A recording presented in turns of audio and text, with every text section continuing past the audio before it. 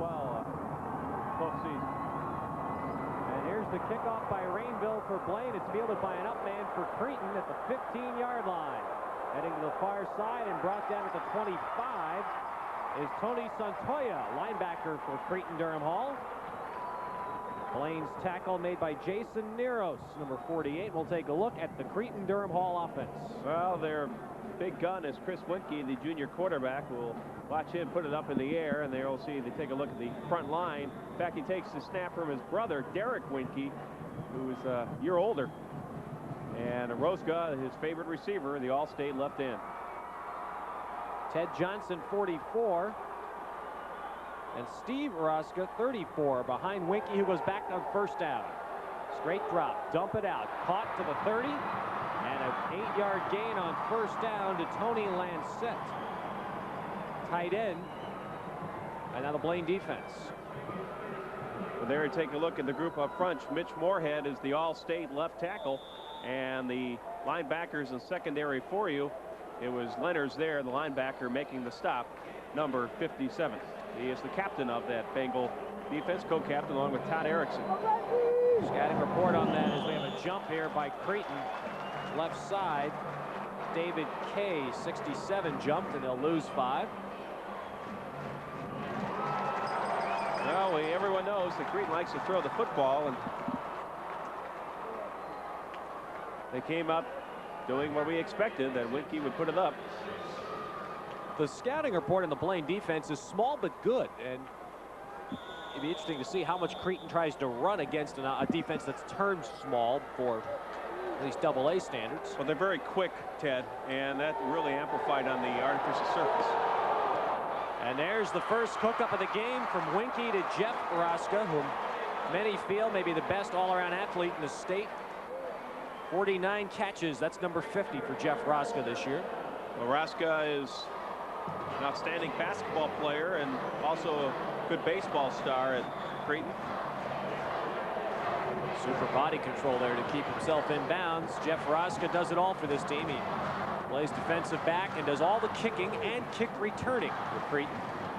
There's a first down now from the 39, and Weinke will throw it again. And they're coming out firing, and this is caught. Lancette breaks a hit and gets right across midfield into Blaine territory.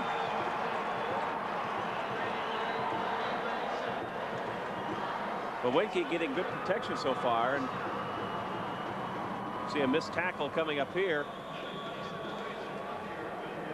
as the Raiders have moved it to the mid part of the field. Put it right on the midfield stripe, and another first down. And Cretin has come out firing. They've about even up this year, 1-to-1 running to pass. Here's the first running play to Ted Johnson. He's going to break it outside. Has a little running room. Puts his shoulder down and gets about 9 yards. Ted Johnson, who took over a midseason injury to Dan Walsh and wound up rushing for 650 yards. Well, Ted Johnson also 7 touchdowns. Dan Walsh, by the way, no relation to Steve. And he cut it back to the near sideline and picked up a nice gain of 9.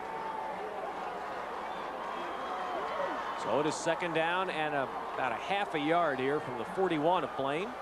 Johnson the only setback, 3 wide receivers. We haven't seen that today. And there's an overthrown ball for Rosga. Running a crossing pattern into the heart of that Blaine defensive secondary. I kind of like this play, though, Perry. They had 2.5 yards. It's kind of a free shot, so they went for it.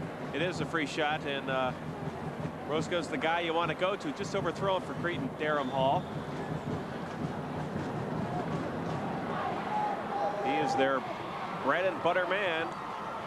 49 receptions on the year, 844 yards, plus 4 touchdowns. Third down now on about a half yard, just shy of the Blaine 40-yard line. And Ted Johnson has the first down and some extra yards to the 36-yard line.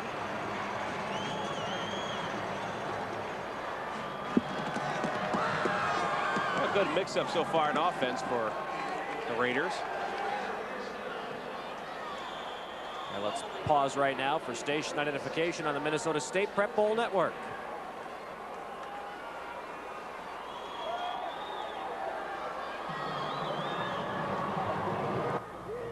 KMSP TV, Minneapolis, St. Paul. Of Blaine. Weinke straight back. And he hits his man. That's another first down to the 25-yard line as he hooks up with Jeff Masensik, number 88. Well, Jeff is a 5'9", 160-pound senior. And I guess we were looking forward to seeing Lissette, but that time it was Masensik who hauled it down. And here's Weinke back. The straight drops.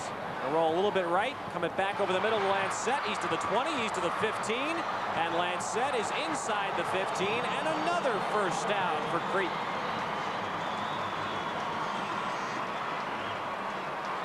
Well, Cretin doing all this damage in the interior part of the field, Ted.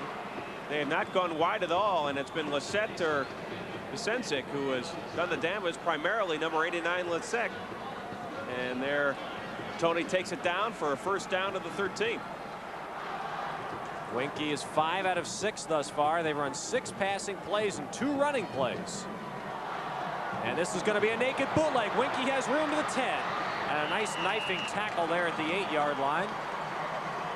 And it's Jason Fuller of Blaine who makes the hit, knocks Weinke down at about the 7. Good call. Looked like he had a lot of room too, but Jason Hull does a nice job to close. Just shy of the 7-yard line, and now Cretin has 2nd and a long 4.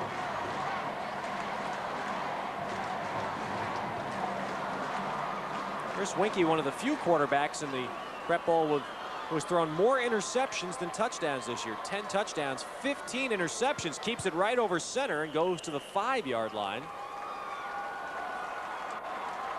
And that was a play we saw so successfully used earlier today in the Breckenridge game. The quarterback sneak over the center, and that time he went right over his brother. And now it is 3rd down and 2. Cretin Derham Hall has kept the ball for nearly the first 5 minutes of the game. They've taken it from their 26 to the Blaine 5, and they have 3rd and 2 here. And Ted Johnson off the left side, and he is going to be close. Moved it right into the middle of the field. But he's close enough that even if Cretin is short, they're in the territory where you assume they would go for it. And they are short. They're not even going to measure. It's 4th down. Now let's see. They may ask for a measurement. Nope. Blaine is going to ask for a timeout. How about that? Defensive timeout for Blaine. It'll be 4th down, and it looks to be about a foot for Cretin Derham Hall when we return in the first quarter.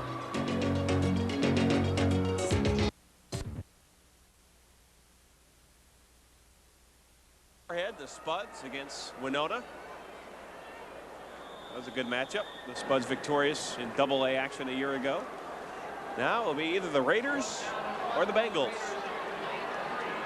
Kind of a strong year for the Twin Cities Metro in Double-A. Stillwater was strong. Osseo, Burnsville, Apple Valley. Here's the 4th down play, 4th and a foot for Cretin. And off the right side with a second effort is Ted Johnson to get the first down. I don't think he got it on the initial surge, but he fought and pushed it close to the 1-yard line for the first down. Well, one of the keys to being a good running back is to keep those legs churning and pumping, not giving up. There you see he stopped at the initial surge. Almost had a bit of the face mask there, but was able to lean forward to the right and pick up the 1st and goal from the 1.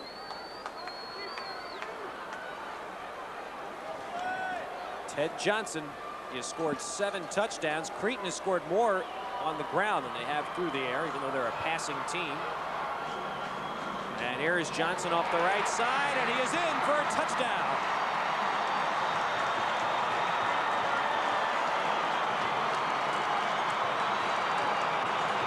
So Cretin takes the opening kick, 74 yards to score. And it's Johnson just knifing low through the right side to score it.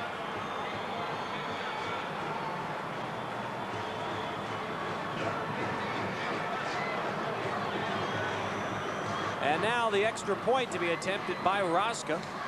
Jeff Rosga, who was also an outstanding kicker. In fact, Rosga kicked 8 out of 9 field goals this year, including a 39-yarder, something to keep in mind for later in this game. And he boots the extra point through. So we have played just about half of the first quarter. Cretin has had the ball the whole time and now has the lead, 7-0.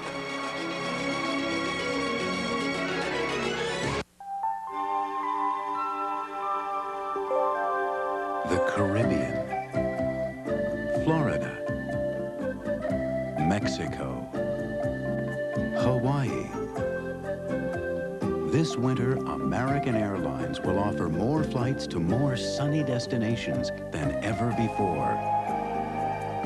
American Airlines, something special to the sun. Sometimes life gives you a second chance. Frankie, listen to me, because I'm done with you. I got you a good case. Court exists to give him a chance at justice. And is that what you're going to do? I'm going up there, I'm going to try it, I'm going to let the jury decide. The verdict. Paul Newman. Hear ye, all persons having anything to do before James Mason. the justices of the Superior Court now sitting Charlotte Rambling. Draw near and give your attendance, and you And shall Jack be heard. Warden.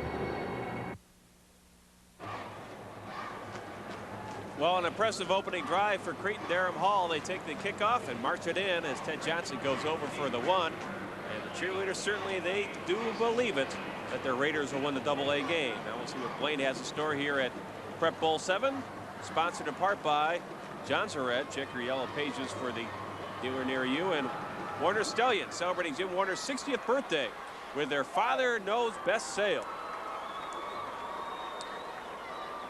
All right, to kick off will be Jeff Rosga, the two outstanding Blaine running backs, 44 John Busick and 20 Jason Wiley are the deep men.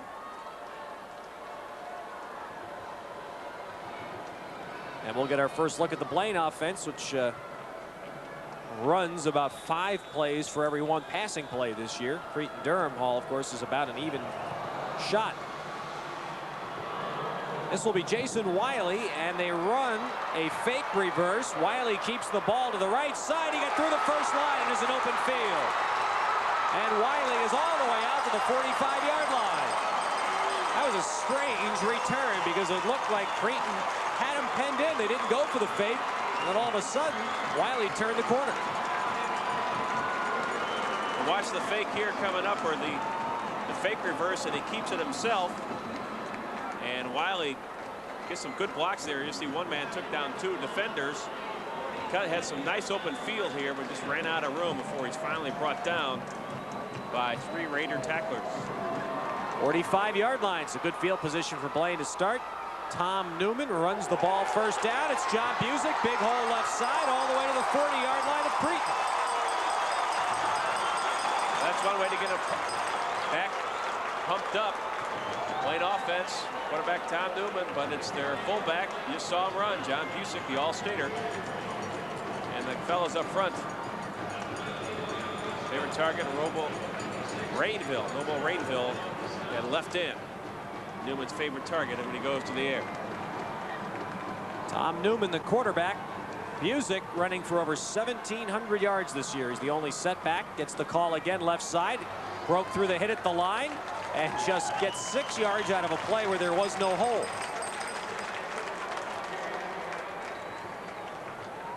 Here's the Raider defense, which has done an outstanding job this season. Bill Struess, Wenzel, and there you see the linebackers in secondary. Jeff Rosga, the safety man. Jeff Rosga, 9 interceptions. He leads Cretin in that category, and he's their top tackler. So out of the secondary, he seems to be a leader in that defense. 2nd down and 4 from the 34. There's Busick, nice cutback, and then Cretin's defense reacts well, and they bring him down. Just shy of the first, appears to be just shy of the first down. I think they're going to measure, but you'll see what a great job Busick does here. There's nothing to the right side. He goes back left and at least gets it close to the measurement. 28 there. Kurt Deaver made the hit there to turn Busick back for Cretin Derham Hall, and now the sticks come across. And that's going to be a first down by the nose of the football. There we see head coach Dave Nelson. With the headsets. With a headset on. Well, he said his father, who coached at Anoka for, I think it was over 25 years, was so instrumental in giving him some advice for this game, to tell him to make sure the kids had fun. That this game was for them. And if they didn't enjoy it, it wasn't worth it. Counter run on the left side. Jason Wiley, and he gets it to about the 28-yard line.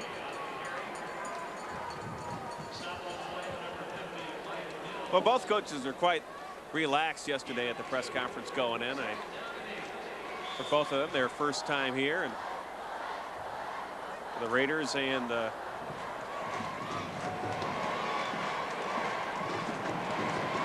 for the Bengals. Second down and 6, and here keeping it is Newman on the option right. He holds on to it, gets a first down inside the 20-yard line.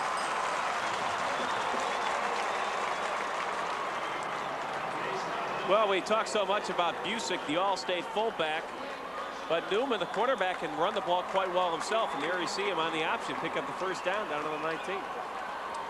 We talk about fun, of course, Perry. This day is so much fun for all of us, and particularly for our crew of Director Tom Meade Jr. This is something I know. Dolan. They've really enjoyed themselves today. We thank them for all their great work. Wiley breaking 3 again, and he pushes Blaine close to the 10-yard line.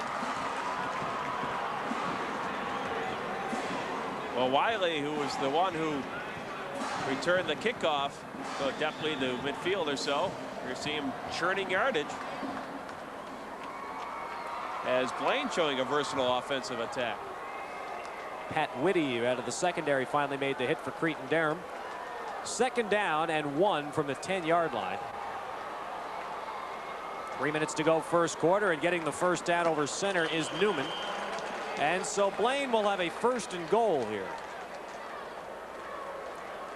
Another gentleman who's been with us all day, the marathon man, actually is our statistician, Rod Erickson. He's been with us for all 5 games today. He didn't get a break at all. Actually, he used one of the band performances to sneak a little dinner in. The numbers man. Yep. We thank Rod for all his help today. Also helps us out in the basketball tournaments. First and goal now at the 8-yard line for Blaine, right in the middle of the field. And they give it to Wiley, left side, touchdown, Blaine.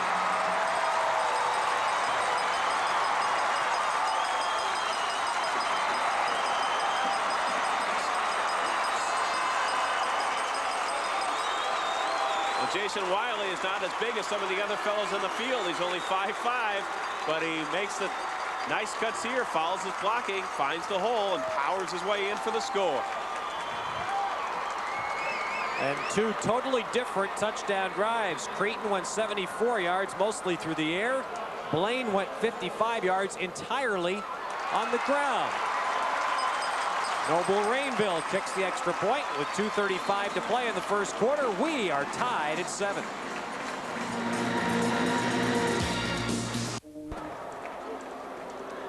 Good start to this ball game, Ted. Well, it's been kind of the tone today. It's been an offensive day at the Dome. Offenses have dominated in 4 of the 5 games. Rainville's kick in the end zone, at least if we can use the first quarter of this game as an assessment here. But in every game except the B game between Morris and Breckenridge, it has been offenses up and down the field. Well, even that Morris game started out like it might be, as the Tigers took the opening kickoff and put it in the end zone. But after that, the Cowboy defense has shut them down.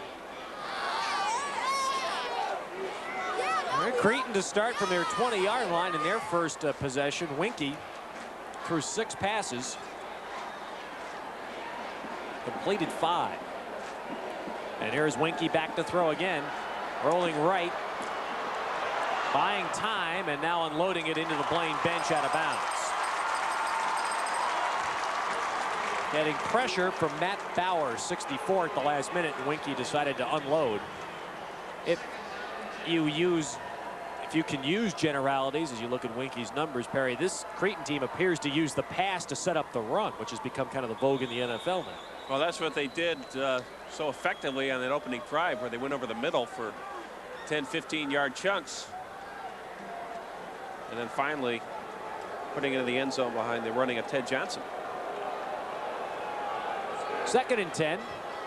Again, only one setback and 3 wideouts. The screen set up. Ted Johnson. He's got a lot of room and blockers. And Ted Johnson may be gone. And he is gone. 80 yards. Touchdown, Cretin.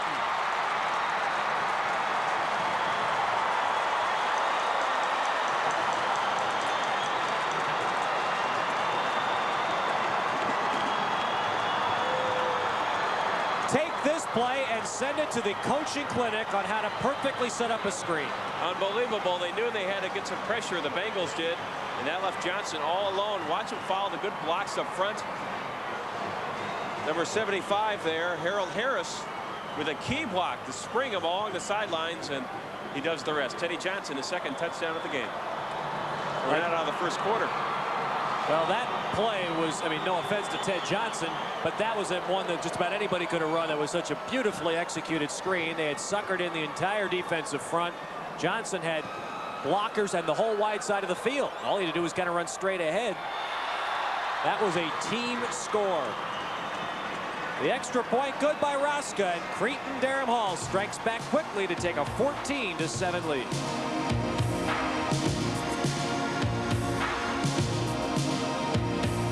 If you're Weinke just dumps it off to him. Look at all those blockers in front as the Bengal defense completely fooled.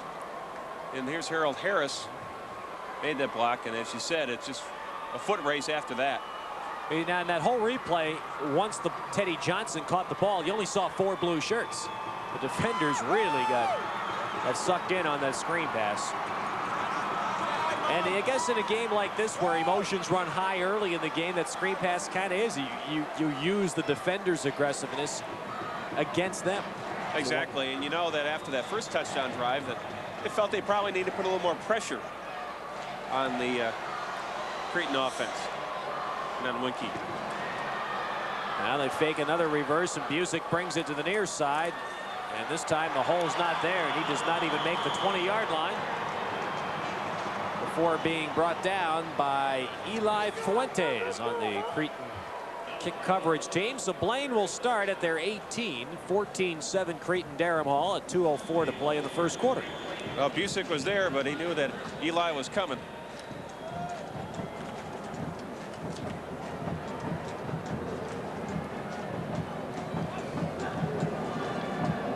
Tom Newman calling signals. Busick is behind him and gets the ball right away, and I don't think he really had very good control of that. He was already wrapped up. Busick is brought down at the 19.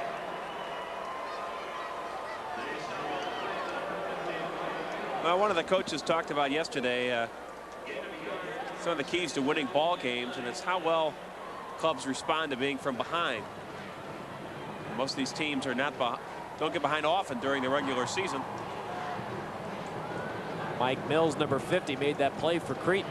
Mills jumps off there. See, this is not like college or pro ball. Once you violate that neutral zone, there's no going back, and that's what Mills did there. Even though he got back, he had already crossed into it, and that's 5 yards. You don't have to make the contact that you do in the other ranks, the other levels. So the good defensive play on the first down is negated by the penalty, and now it is 2nd and 4 for Blaine at the 24.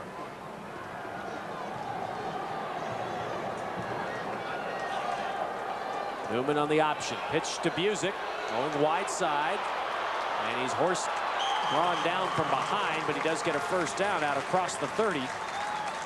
Pat Whitty, 20, was the man that collared him. Number 20, Wiley, was trying to throw a block and never really had a clean one, but enough to Busick to at least turn it upfield and pick up the first down. A minute and 1 second remaining in the first quarter. Cretin leading 14-7. Blaine with it, and a first down at their 33. They have yet to attempt a pass in the game. And Music goes with it again. Really going without much help. Dances through the middle for a couple.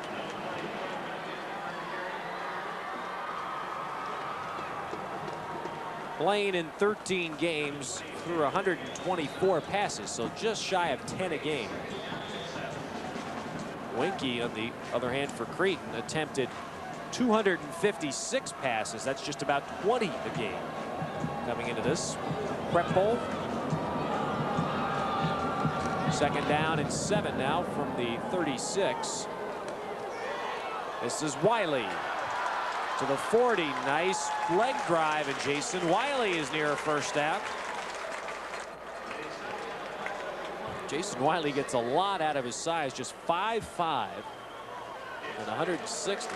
Well, that time you saw him pick up a couple extra yards going backwards, pumping and driving the pile. Take a peek at what he does, number 20. A lot of people watching Busick, of course, but watch Wiley. He gets spun around here and kind of drive backwards to pick up a couple extra yards.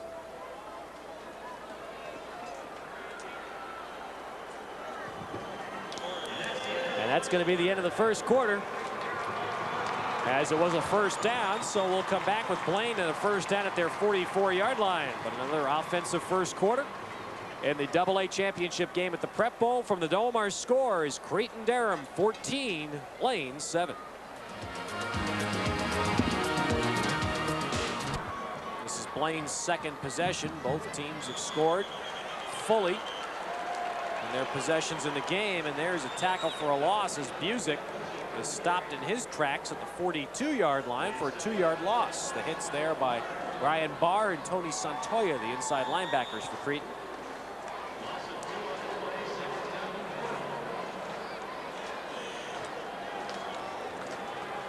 Well, now 2nd down and 12 to play. Blaine hasn't been in very many passing situations yet, and this may be their 1st of the game. Newman over the middle, short and incomplete. Had a man, but just didn't get the ball there. Intended for Kurt Shodin, 82. Falls incomplete. So now it's going to be 3rd down. Well, the 2nd quarter was the big quarter for Blaine all year, scoring 120 points. That's the most he scored in any particular quarter. They averaged 29 a game, gave up 10. On the other side, for the Raiders, 23 a game they scored, gave up a dozen. All right, we'll watch Newman now on 3rd down. This is a passing play, and it's through the hands of Rainville, incomplete. And he was right at the 1st down marker. Just could not hang on, as you see. Yet another player playing indoors wearing gloves. Well, he had just enough for the 1st down, it appeared, and maybe took his eyes off of it briefly.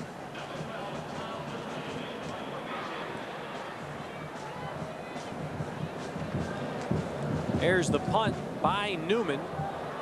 Rosga will go back and field it at the 18-yard line. Up the right side, flag is down. Flag is down behind the return in what normally would be clipping territory. Rosga out to about the 33-yard line. Somehow, Perry, I just can't quite picture the great classic receivers of all time wearing those gloves, especially in indoors on rugs, dry fields. You know, we've seen it, I think, on every level, too. Yeah. Maybe they just had them on outside this morning, forgot to take them off. So some people are sort of a movement in pro game, I know, from some receivers now to get away from them again. Now it's a holding penalty on the return, which is going to back Cretin up. And we'll take a break. We played a minute of the 2nd quarter. Cretin Derham leading 14. This broadcast or other use of the pictures, description, and accounts of this copyrighted telecast is permitted without the written authority of KMSP Television or the Minnesota State High School League. Cretin starting from their 10-yard line with 1st down after the holding penalty on the punt return. Quick pitch, a low pitch, and Teddy Johnson never got himself righted. He had to reach down to his knees to catch it. He stumbled and falls about the 6-yard line. Well, this is the easiest tackle you're ever going to make. At least he did not cough it up. The Bengal defense trying to make a stand here, and seen throughout the day the importance of field position. Loss of 5, so it's 2nd and 15. Trying to get his mouthpiece attached to his face mask there. Again, Johnson, the lone setback. Weinke going to roll right. He's going to keep this ball and run. And Weinke gets out across the 15-yard line. And so that little gainer there of about 11 yards gives Cretin a 3rd and short play coming up. Great block there by Rosga, the right end. He wiped out 2 defenders on that side and allowed Weinke to get to the outside part of the field.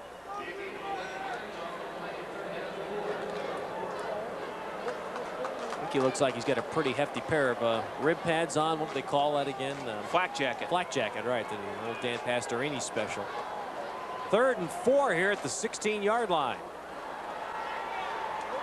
And Rosga has it. They call it a catch. 23-yard line. 1st down, Cretin. And now another official's going to come in and overrule and say no catch.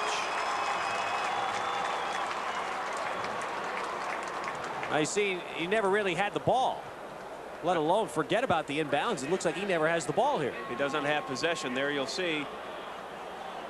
Squirts out there on the ground. Yeah. So it's 4th and 4, and the Bengals get the ball back. So Rosga now will have to drop back and punt from inside his 12. He'll line up right about the 5. Single safety for Blaine.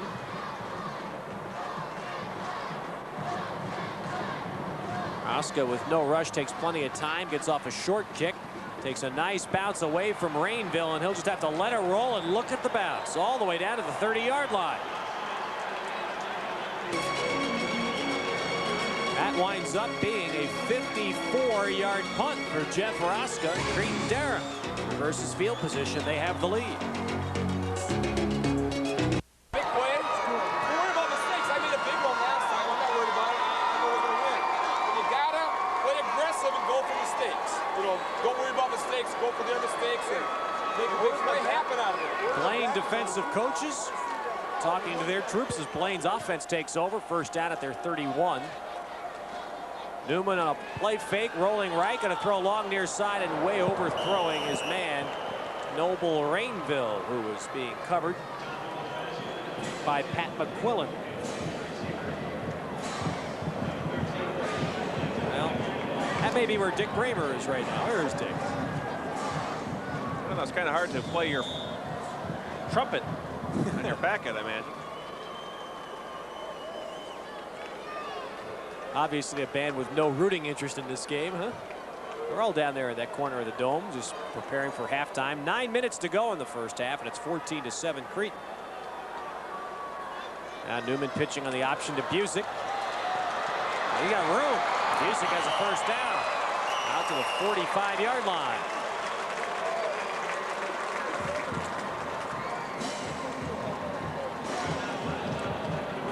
Newman pitches off to Busick. Nothing fancy on this. Busick seems to have a little more speed than you would guess by just looking at him. Uses the wide side of the field and turns that corner pretty well. 14 yards there. He has rushed for 50 yards in the 1st half. And it's a 1st and 10 play.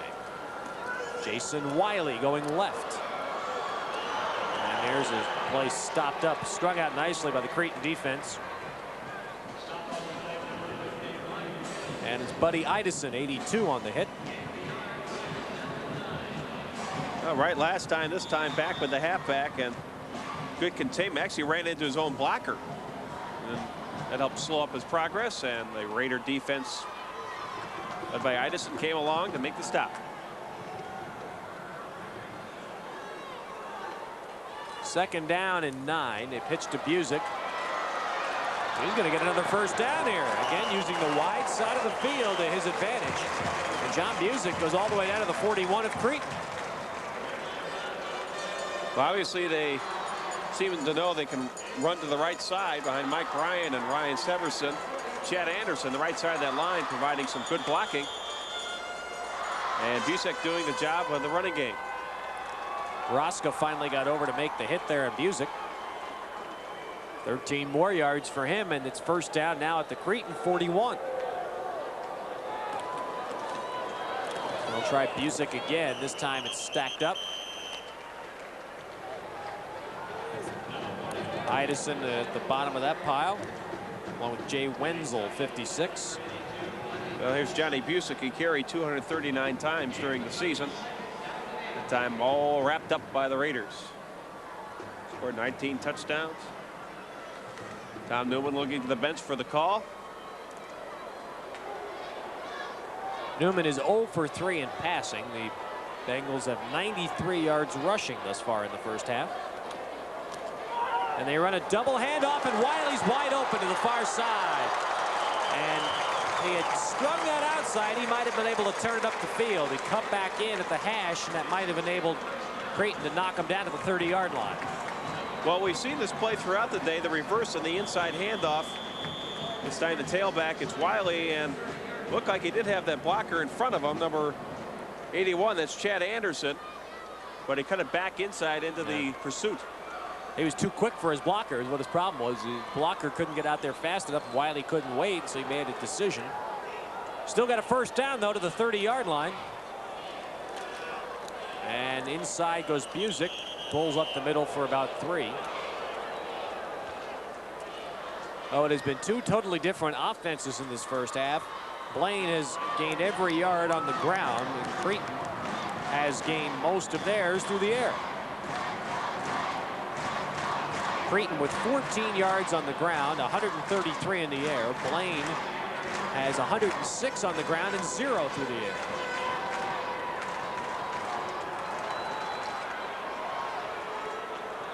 Second down and 8. Newman, and there's his first completion. Had it for a moment, but Rainville got stuck, and the ball jarred free. And it's Jeff Rosga.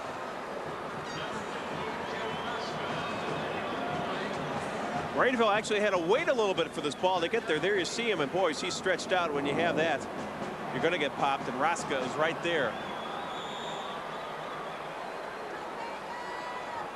Why receivers love the fly pattern, right? And hate the crossing pattern.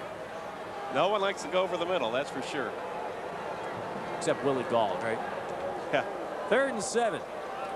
Option pitch to Busick. And he won't get it. Run out of bounds. Well, Creighton's defense stiffening here deep in their territory and forcing Blaine to make a call now. It's going to be 4th and long, actually. Pushed back to the 27. Well, this was the play they had success with earlier on this drive. The pitch back to Busick, who cuts it right. This time it's well defended by Cretin Derham Hall. There you see John Busick, number 44, and 4th down and 7. They'll have to go for it. On the 26-yard line. 3 wide receivers in the game. Newman back to throw. Goes short to Rainville. Rainville's going to have to dance, and he may have done it to get a first down. And if he did, boy, he did a great little job of maneuvering in the middle of the field. Well, a Rainville dance there. And he seems to have enough for the first down. They're calling for the sticks to measure, but it does, again, from our vantage point, appear like Rainville got it, and he did it with some good maneuvering after catching that pass, because he was about 2 yards shy of the stick when he caught it. Yeah, No easy question. first down. Well, a big 4th down conversion. Blaine keeps the ball, and 5:57 to go in the half as they are trying for a tying touchdown here.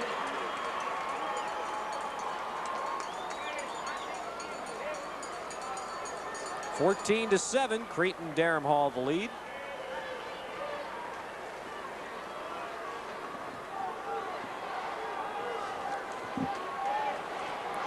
First down at the 19-yard line.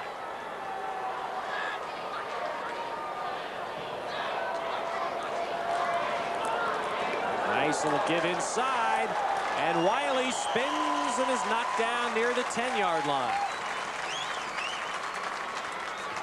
Really run a lot of nice misdirection, don't they, Perry? Well, I think this might have been an audible, Ted. He saw something at the line of scrimmage and called it off, and It's Wiley once again. Check that.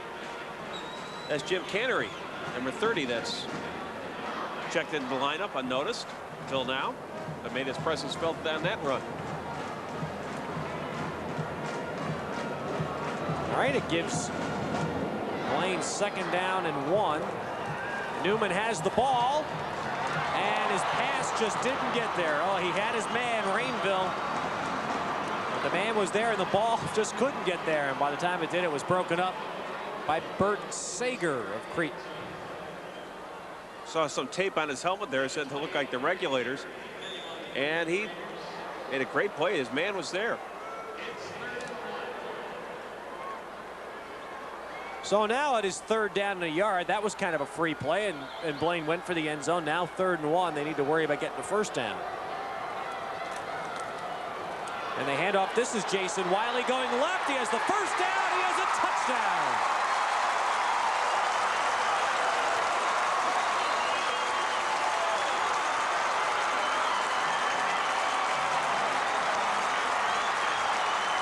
Jason Wiley's 2nd touchdown of the game.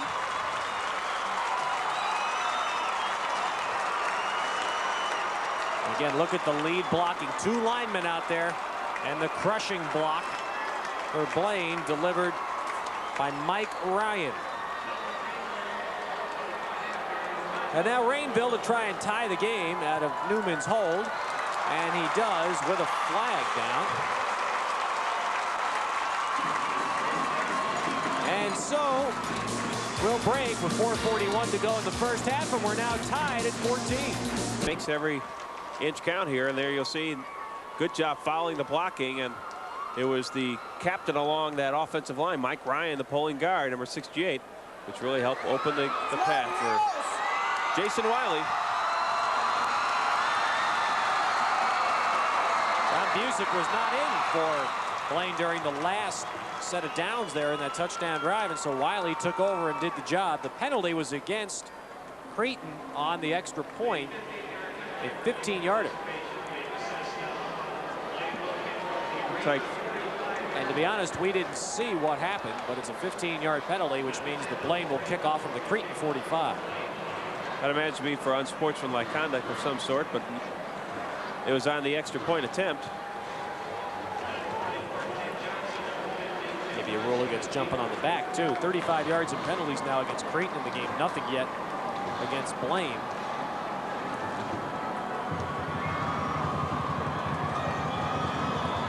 All right, here's Rainville to kick it. And he'll just blast it into the 3rd row. In fact, he put it right through the uprights. Does not count as 3.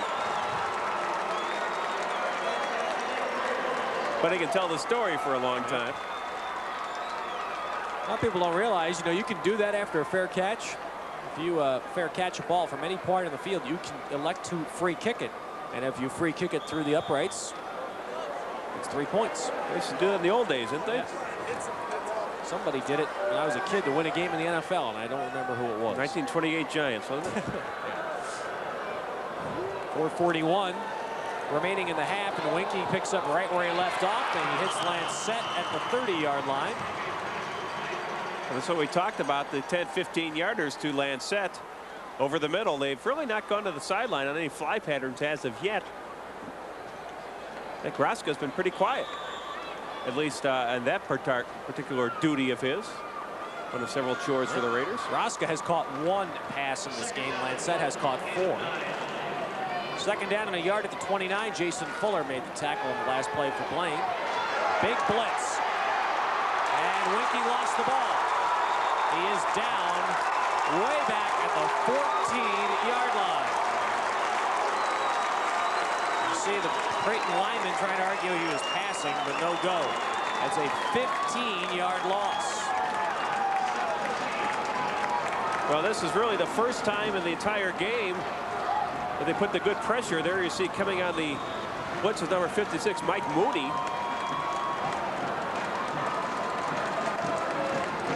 It's pretty close, actually, watching the slow motion replay. Could also be grounding, though, intentional grounding. That's right. way back now, and it's 3rd and 17. They mark it at the 13-yard line. There's a 16-yard loss on that play, and they just hand it right up the middle. Teddy Johnson to the 20. And Cretin, for the 2nd straight possession, will be forced to punt.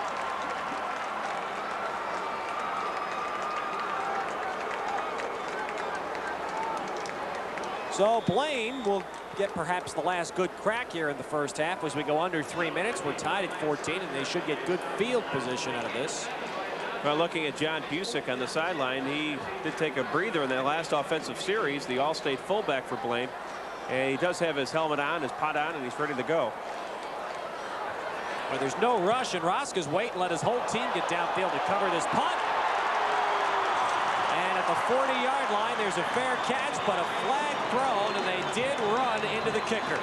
And Jeff Rosga did a good job, and a Blaine player made a terrible mistake. Watch how long he waits to punt this ball.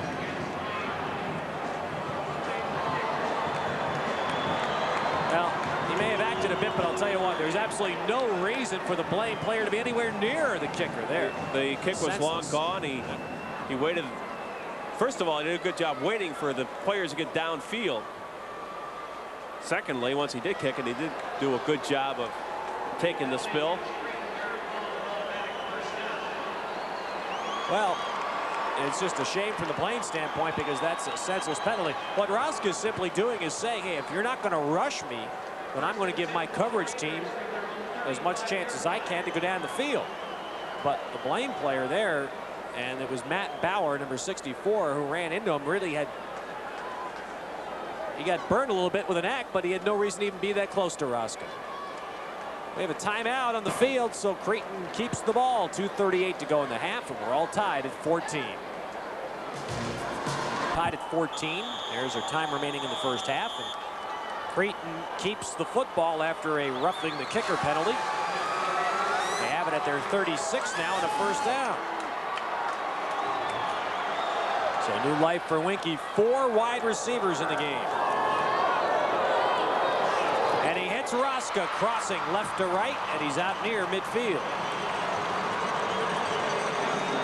Second catch for Jeff Rosga.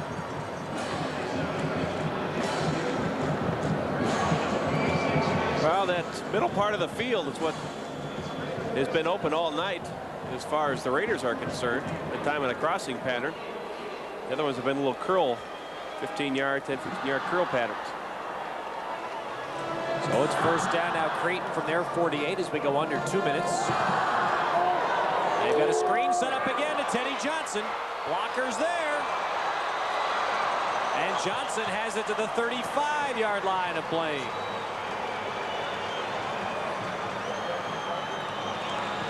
Once again, they know the pursuit is coming, and it worked so well the first time. Why not try it again? This time with good success, not for the touchdown, but Teddy Johnson, who's already scored twice, takes it down to the 35.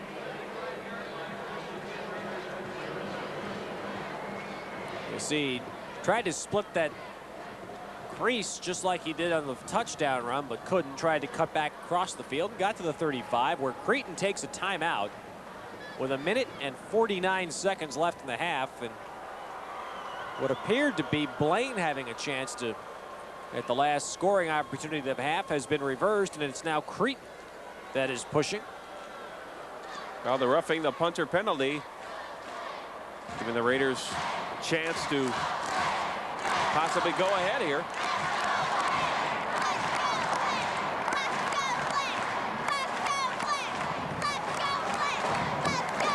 Cretin Derham Hall lost but twice this season.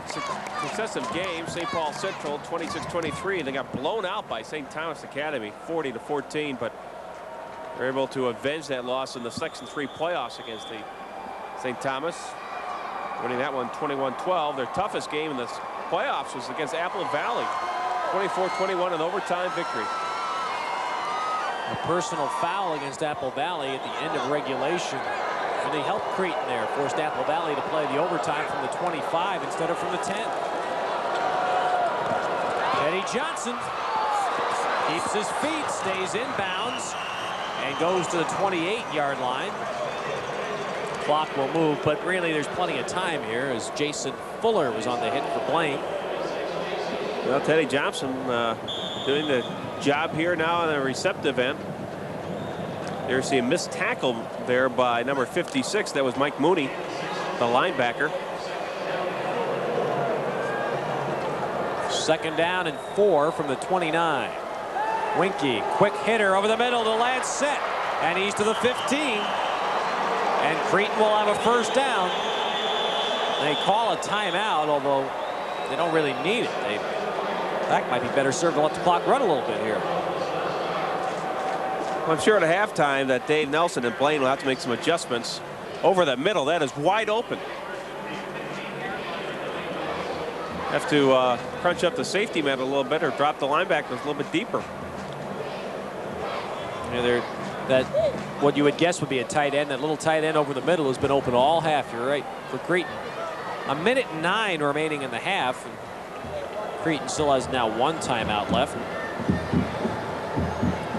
The reason I'm saying they might be better served to let the clock run a little bit is they want to score, but by letting the clock run a little bit, you can kind of manipulate that as well and not give Blaine another chance. Mal Scanlon talking with one quarterback on Tuesday of this past week. He talked with another quarterback, an alum by the name of Steve Walsh from Miami of Florida, who never had a chance to play in this game. It said he told Scanlon he was awfully excited and going to be around Miami Saturday night pulling hard for the Raiders. Well, there was a big contingent that was scheduled to go down to Miami today to see the Arkansas game, and they bought those tickets well in advance, never dreaming they would reach the Prep Bowl championship game. But fortunately, I think they're happy to be here.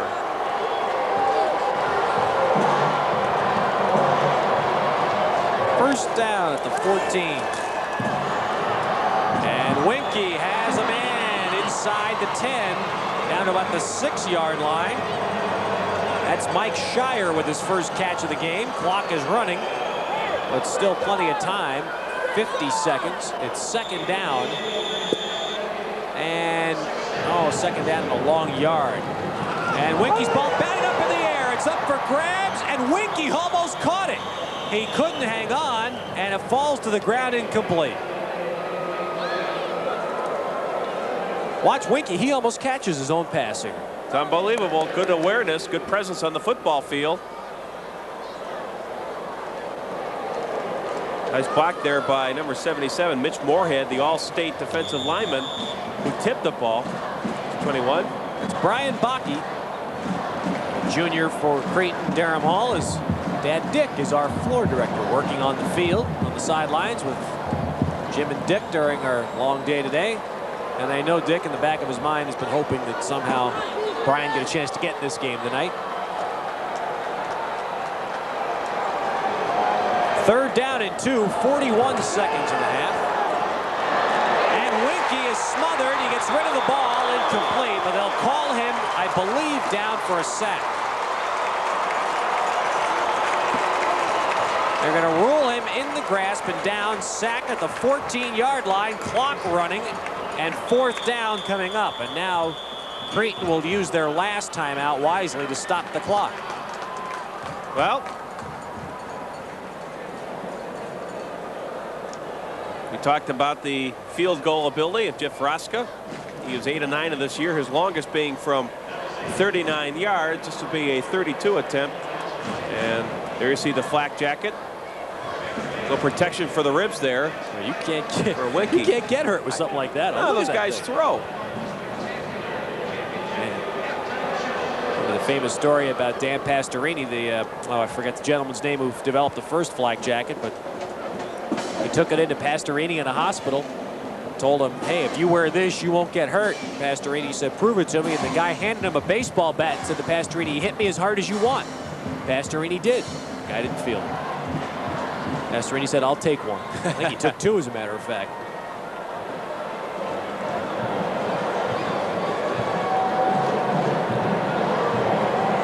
"27 seconds remaining in the first half. Hank Dolan gleefully informs us we're beginning our 14th hour. Football-a-thon. Yes, here at the Prep Bowl. A little bit overtime tonight. Get those phones ringing. There will be news tonight, won't there? Yep. After this game. Well, here's Rosga with the field goal attempt to be from 32 yards away. 8 for 9 on the year. Trying to give Cretin the lead. High snap, ball down. Kick is good. Line drive through from 32. So Jeff Rosga continues to be the man who does it all for Cretin, and they have a 3-point lead now at 23 seconds remaining in the half. We'll pause now for station. He does sidewind it. It will bounce several times, and Busick picks it up at the 10-yard line, trying to get out of bounds. And he does across the 20, the 22 or 3-yard line. Blaine has 2 timeouts left, but not being a throwing team, I would guess that they would be handing the ball off here. Now, don't forget, coming up at halftime, the culmination of the marching band spectacular. Ted's going to get a front row seat, and we're all going to sit back and enjoy as Dr. Earl Benson has put together quite a show once again this year. 16 seconds, Tom Newman, and Tom Newman's going to throw it for Blaine. He's going to throw it long, and well, way over the head of Rainville. And out of bounds with 11 seconds remaining. Rainville seemed to stop to look back to see what was happening, and instead of continuing his fly pattern. So you can see he's coming back to the huddle to talk to Newman to find out what the miscommunication was. Blaine hasn't looked like they would be a very prolific passing team in this first half, but Newman has thrown 15 touchdown passes this year, and he has had a 71-yard touchdown pass play. Passing offense clearly is not the caliber of Cretin. Blaine is a team that lives this way. With the run, they've got a good running game. And Busick's outside making it look pretty good right now. And Busick is all the way out near midfield, but he cannot get out of bounds until the half expires. Who is there? Jeff Rosga making the stop. I'll tell you, John Busick winds up close to 100 yards now in the first half after this run.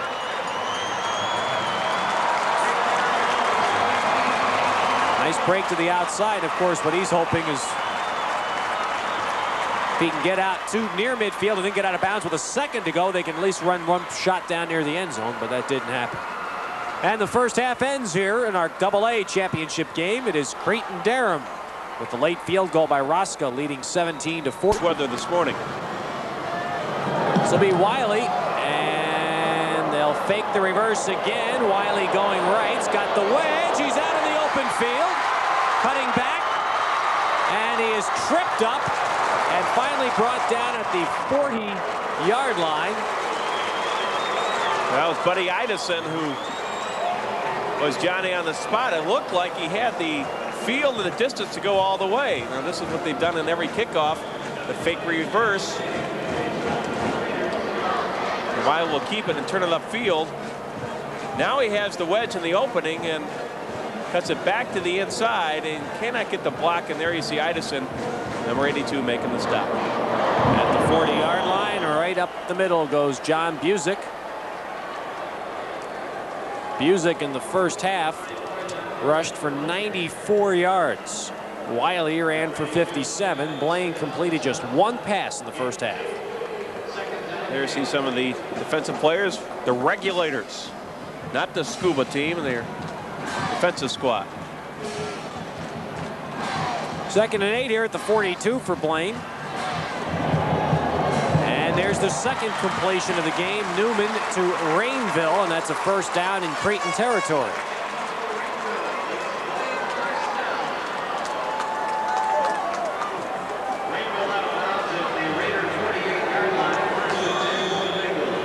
Pretty simple play that Newman's able to execute well. Just simple square out to Rainville. Blaine tried to throw a few long passes in the first half. It just didn't appear to be something that they would be terribly well schooled at, well practiced at. Here's Newman keeping it, and he's outside to about the 41-yard line before he's brought down by Jeff Rosga. Well, Rosga has been all over the football field. A variety of chores. We mentioned Newman's not a bad runner as he turns it up inside for a little gain, and now it's 2nd and 7.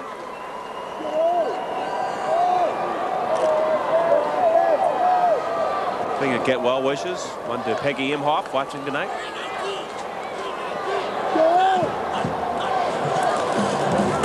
There's a give straight ahead. Busick, and he pulls his way, and he may be close to the first down. And Busick just kind of burrows in there where there appears to be no hole, and he scoots out at the other end, and he appears to have a first down here at the 38-yard line of Cretin.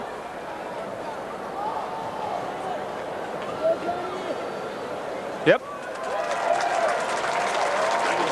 Well, it's so key to get off to a good field position to start the second half, and that kickoff return by Wiley gave him that opportunity. See if they're first down or two later.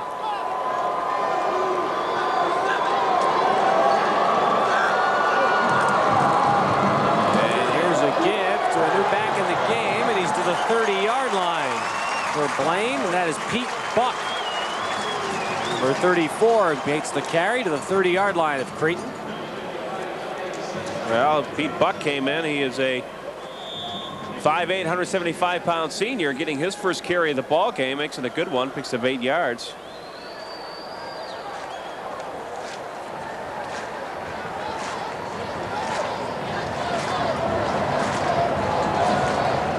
It is second down and 2 here at the 30-yard line for Blaine. And here's a quick hitter, and Busick's breaking outside, and he has a first down inside the 25.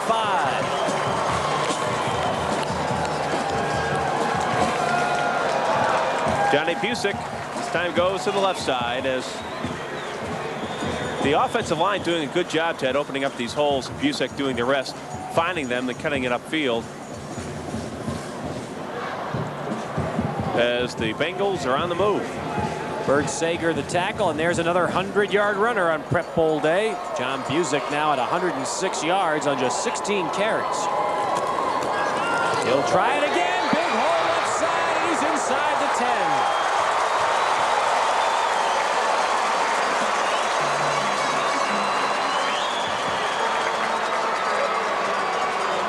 Well, straight dive, quick handoff, and he gets the hole so quickly, and there you see the left side of that line doing the job. That's the thing, Perry, that I think separates this man Busick from some of the other good runners we've seen today, the Trentons and the Andersons and people like that. He's strong, but he is quick. I mean, he gets the hole so quickly, and once he's in the open field, he's tough to bring down because he has that strength. There's a good defensive play at the line of scrimmage by 59. Bob Treader of Cretin to stop Busick in his tracks on the 1st and goal play.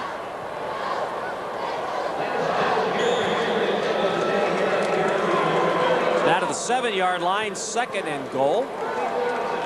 We've played over 4 minutes now of the 3rd quarter. Cretin leading 17-14, but that lead is in jeopardy.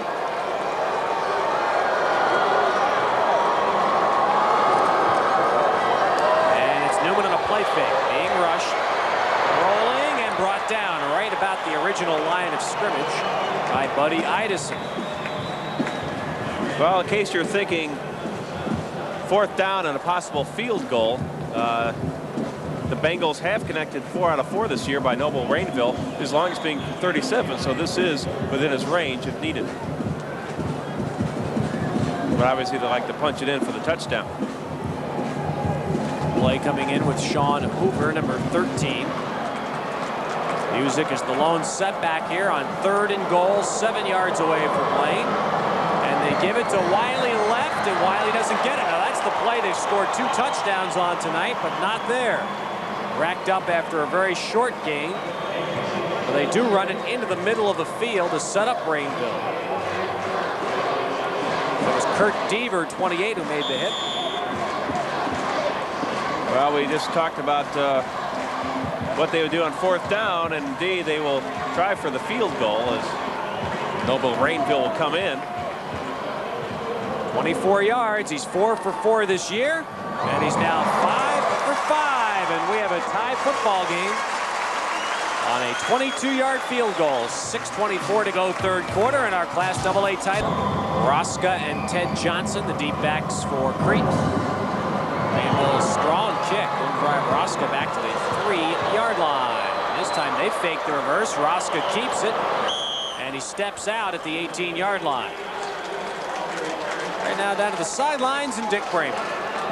We're with the patriarch of the football Nelson family, Stan. Stan, you've been out of coaching for 10 years. You had some great teams up in Anoka. What's it like to watch your son coach? Well, I tell you, I felt a lot of hard moments on the sideline, and I thought the people up in the stands had it easy, but I've had to change my mind. It's pretty tough sitting up there and watching these ball games. Down in the field, you can walk around and kick yourself a little bit and so forth. But up there, you just got to sit and just struggle with yourself. And cheer a little bit. Oh, yes, you got to do that. There's plenty of that. It's a lot of fun. Stan Nelson, a great high school coach in Minnesota history. Let's go back upstairs. And, of course, Stan's other son, Steve, played in Anoka and went on to have a long and successful career with the New England Patriots. Dave Nelson on the Blaine sidelines.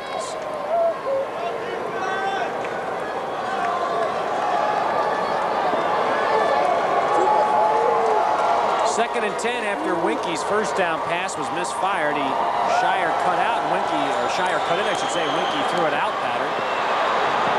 Now he throws one that's almost intercepted, but caught in the short hop. It was intended for Rosga, and it was Scott Lorenz, 42, that almost came up with the pick. Well, we saw so many times, Ted, in the first half where that middle of the field was open. He comes back one more time, but this time they have much better defended and almost picked off.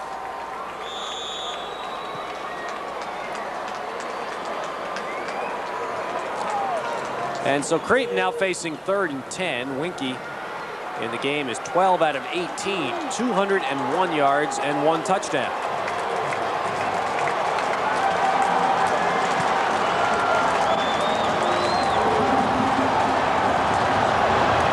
Going for it all for Rosga. And it's well overthrown and incomplete and double covered all the way. And the key man back there for Blaine is Jason Fuller and Rich Gauthier. And so Cretin goes 3 downs and out. 3 incomplete passes, and Rosga will now be punting, and Blaine should get some decent field position out of this if they don't run into the kicker again. Yeah, this is really the first time they shut him down 3 and out. We're successful, and that's really the first time all night that we've seen a Weinke air it out on the long fly pattern. Noble Rainville is the single safety back for Blaine. Rosga to punt. They haven't rushed him tonight, so he's been taking his time after getting the snap.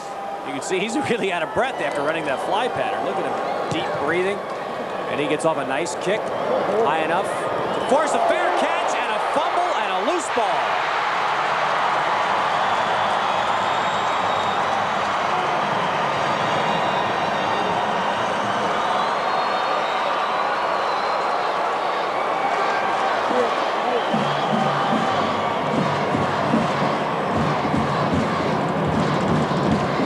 They'll eventually unpile it, and the signal is Cretin recovers.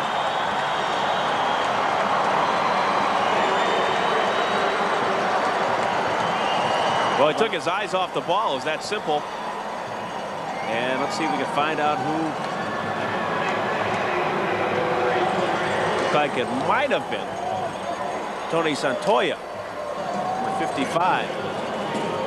Well, Cretin gets its first turnover of the game, and they'll be in duty in Blaine territory when we come back. After the fumbled punt by Rainville, and it's first down at the Blaine 48. 5:30 to go, 3rd quarter. And Weinke hands off to Johnson, and he runs right into Jason Crouch, 55 of Blaine, and he's hit for a loss. We want to see a little linebacker, and here's Jason Crouch, number 55. And he does a little piggyback here. Watch him jump on top and haul him down.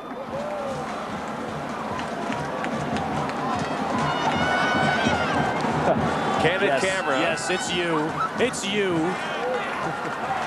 But there's no prize. 2nd and 13 after the loss. Screen pass set up on the left side. And there's a good gainer, and that is near a first down, as we see Steve Rosga with the reception. And he takes it down inside the 40 of Blaine. does a nice job here. Look, they release and they come deep, and there's the cutback there to avoid the first tackler. Tom Lenars is that man. Eventually, Lance Doctor made the tackle. As they measure it, it's a first down for Cretin at the 38-yard line.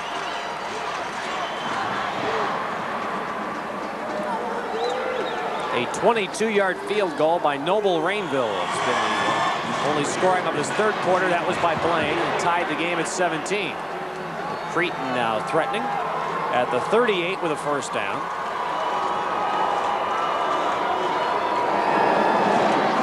Weinke going to run it up the middle. And now be trapped to the brave thing. Turn his back to the tacklers and take it where he stands, the 35-yard line.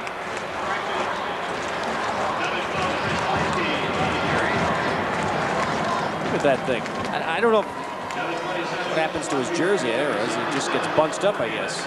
Well, you have about 5 guys jumping on top of you. It's going to pinch up a bit. That's if you run a pro-style passing game, as Cretin seems to do. That's what you want your quarterback to have one of those on, to be protected. Second down and 7 now at the 35. Again, 4 wide receivers and only Johnson behind Weinke. And Johnson goes out. Everybody in the pattern. And Weinke hits Rosga at the 30. And he's short of the first down. A good open field tackle by Rich Gauthier. Rosga's going to be about a yard to a yard and a half shy. Well, that's the same play they used in the first half, with Rosga cutting back across the middle. This time a little better defended as Gauthier's there to make the tackle. Here's a good hit. Now here's a great example of why they make Weinke wear that flak jacket. They sent everybody out there. Johnson went out. He had only his offensive lineman in to block, and so he's going to take some hits. Third down, a long yard. Johnson left side. First down. And more, and he's down near the 20.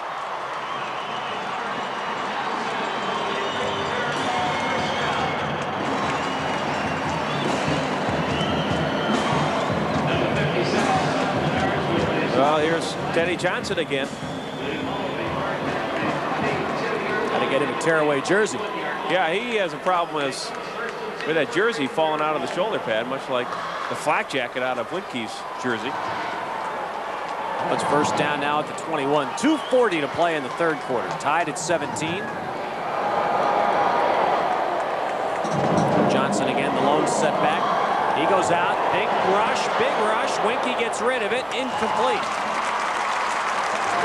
Blaine now is trying defensively to change up a little bit, shoot some people in, and just force Weinke to do what he had to do there, hurry and throw before he wanted to.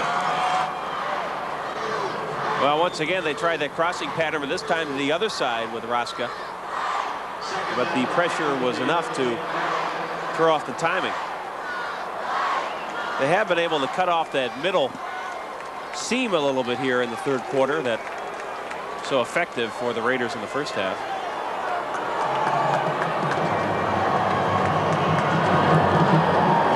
Here comes everybody again, and Teddy Johnson has the screen. But this time Blaine is ready with their backup people, and linebackers were much more ready for it this time and shut it down about the 15-yard line. Number 57, Tom Lenars, and on the side. Oh, we've seen him used before, including once for a touchdown, and there you see 4 blue shirts, but this time there's help in the secondary. Linebackers this time. Yep. So it's down near the 15 now, and it'll be third down and about 3 yards to go. Long 3.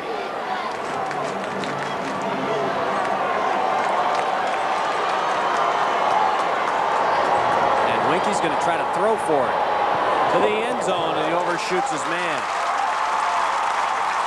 Pass intended for Jeff Masensic, 88. Incomplete. 4th down, and now another decision for Mal Scanlon on 4th down, a long 3 at the 15-yard line. He's going to let Rosga have another crack at it. You know, we talked about the kickers warming up on the sidelines in the pro game, and Rosga just moves from running a pass pattern. to his kicking position. This will be a 32-yard attempt. And a flag goes down. And now if this is against Cretin, I wonder if this will change the thinking, because if it is, it's going to move them 5 yards further out. Yes, it is. So now you're talking a 37-yard field goal. And Rosga certainly has the range. He's kicked a 39-yarder this year, but what does that 5 yards do to the odds? Well, it looks like they may go back and go for it on 4th down, as the quarterback Weinke is checked back into the lineup, so they'll go for the 1st down.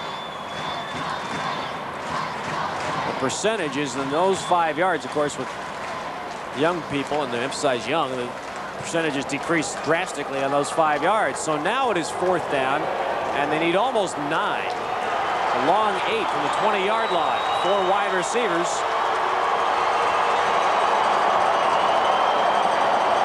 Weinke in a deep drop, and he overthrows everybody over the middle. And Blaine will take over on play in the 3rd quarter. And the Blaine defense holding after a key turnover gave Cretin the ball at midfield. They could get to the 20, and that's it. Turn it over on downs with no points. And here is Newman giving to Busick, and Blaine is right back at work. And this is just where Busick left off last drive. A 1st down run across the 30.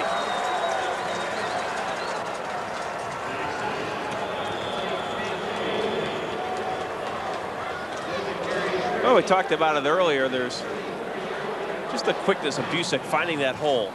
Before you know it, he's already in the secondary, and it's the linebackers and the defensive backs who are making the stops. It's 135 yards now for Busick. And he has another carry here off the left side for short yardage.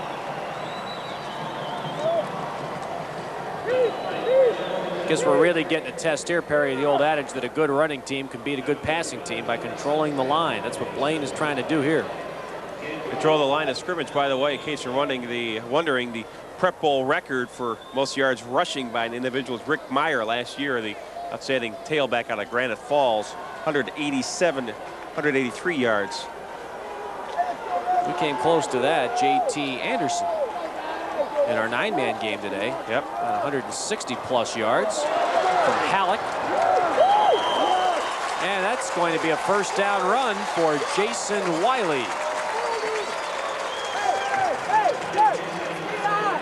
Blaine went to the game-tying field goal earlier in this quarter with a ball control, ground-oriented drive, and you can see that's what they're trying to do again. Keep the ball, wear down that Cretin defense a little bit. Plus, you keep the ball out of the hands of Weinke.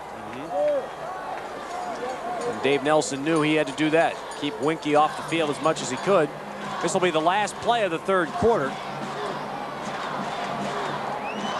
And on 1st down, they give it to Busick. Big hole. He's into Cretin territory. About an 8-yard gain on 1st down. And that is going to bring us to the end of the 3rd quarter. The AA title game. And after in the 4th quarter. And there's a give, and that is Busick. He's had a great game here for Blaine, and he's into the 45-yard line of Cretin. By the way, Gilly is back to the Channel 9 compound. He'll be bringing you sports on the late-night primetime news, which will follow football tonight. On hand, Maureen Reeder, Jeff Ballion, Ron Trenda, the whole gang.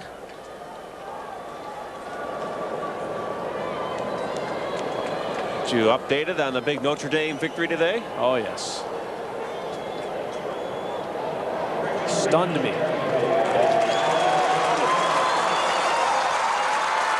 But I can't say I'm unhappy. Well, they pick up the 1st down, and well, Busick at this rate is going to get a crack at that Prep Bowl mark. He's up to 148 yards and 22 carries. But Jason Wiley has scored both of Blaine's touchdowns, and Wiley gets the ball here. And he is racked up at about the 45, a very short gain.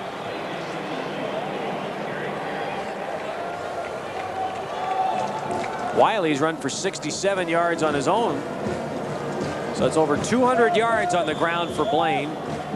And they've had just 18 yards in the air. Newman is 2 for 8 passing. Plus, Wiley has done a good job on the kickoff return team. 2 nice returns. They got him in good field position.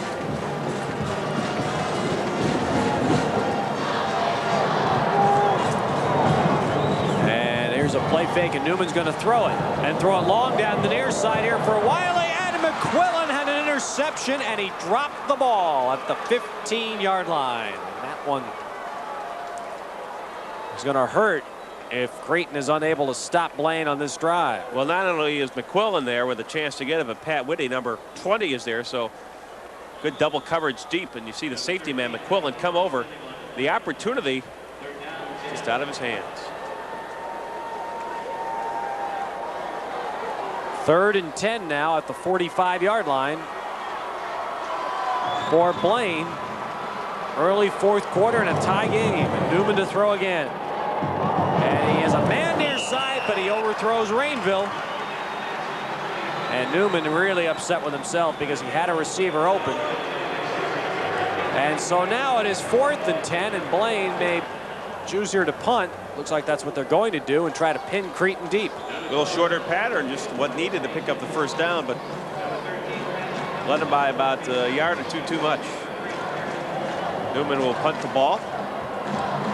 Rosga, one of the deep backs for Cretin. And I got that one off the side of the foot a bit, and it goes out of bounds. And we'll have to mark this. And this is not going to pin Cretin very deep at all. 22-yard line is where it will be marked. Early 4th quarter in a tie game. A tie football game with 10:47 remaining in regulation. Of course, there is overtime. Should we be tied after regulation.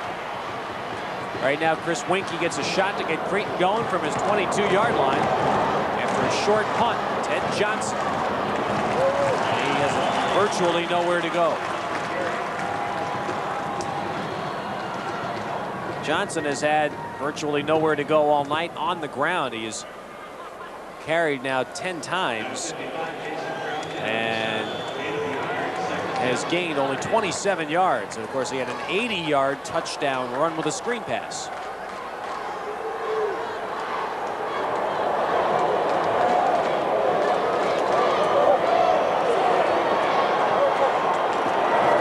Here's Johnson again, trying to slant outside. Big trouble and a loss. Todd Erickson, defensive co-captain, number 39 for Blaine, with the pursuit, and they get Johnson back at the 20 and leaves Cretin facing 3rd and long. Well, they're going to the running attack, although the passing game has been pretty successful for the Cretin Derham Hall bunch. Nell Scanlon. You notice we talked about how successful they were over the middle with Tony Lassetti, and they had not gone to him all at the second half. Here's Weinke long to the near side for Rosga, overthrows him. Incomplete, and Cretin goes 3 downs and out. And Cretin's had a tough time in the second half. They have not done much offensively. Here's Rosga, good double coverage here, and you'll see the safety men also coming over. Mr. Fuller and Scott Loren. Well, the Raiders have had just 26 yards of offense in the second half. Blaine has had 89 yards. They did a good job defensively. Made the adjustments at halftime. Now we'll see what they do with the punting game here.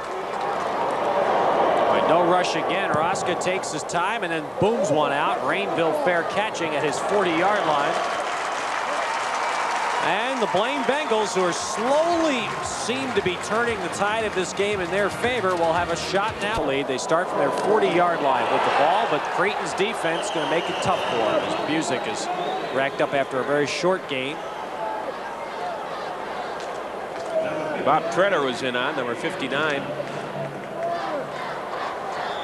I think Cretin's defense now, Perry, seems to just be keying strictly on Busick, and they're going to dare Newman to try and throw the ball on him. He has not been able to throw with very much success in the game. He's 2 out of 10.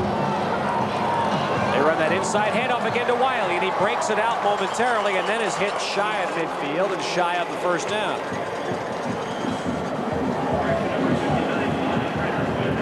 Well, since they might be keying on Busick, they will try the inside handoff to Wiley, and it's worked so far.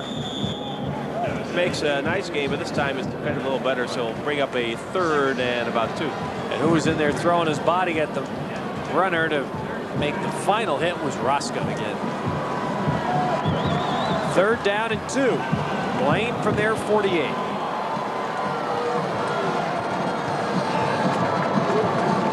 Cretin really stuffed in the lineup, and Busick breaks through for the 1st down.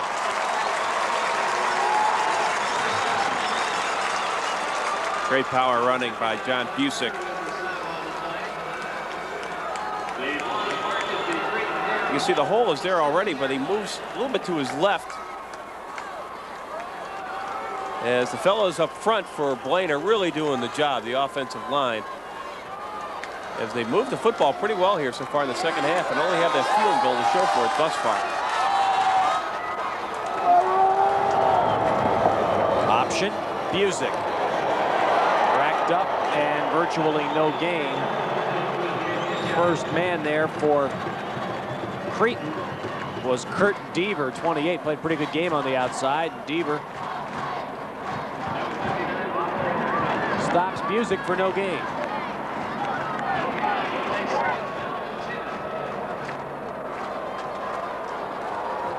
So 2nd and 10, 7:10 now remaining in regulation time. We are tied at 17. Play fake screen, and it is incomplete, they say. Oh, and a tantalizing moment there where it appeared Cretin was going to be able to intercept, and the ball winds up being incomplete. I'm not quite sure what quarterback Newman was looking, because they had this well defended. Was tipped. Awfully close. The amazing thing is, how does the ball wind up being incomplete? First, he can't see it. It's in the middle of a pile, and somehow it's ruled incomplete. Well, it's now 3rd and 10 for Blaine. Play fake, Newman. And his pass is caught, but it is short of the 1st down by Rainville. McQuillan on the stick immediately for Cretin. It's a 6-yard gain, and will bring up 4th and 4 for Blaine. Well, on 3rd down, you usually want to go beyond the yard marker, but that is all he was given, and that is all he got, so they'll have to punt it away. Try to put the Raiders deep in the hole. Wow. That is a cast. She must have been bad fall skiing. Maybe she fell down shoveling this morning. Bad punt. Well, Newman has not been able to do the job pinning Cretin deep in their territory with the punts. That punt's only going to go about 18 yards. And Cretin stays outside of their own 20-yard line. 6:07 to play in regulation. Still tied at 17. Time it is not the overtime many of you are familiar with. We'll talk about that as it comes closer to reality. Weinke over the middle. There's Lancette and a lot of running room. And he's out across the 40. Tony Lancette. Well, that's the play they just killed Bengal with in the 1st half, and it's been quiet here in the 2nd half, but kind of went to sleep on it. And there's Lancette, big number 89, the 6'1" senior, 190 pounds, the tight end.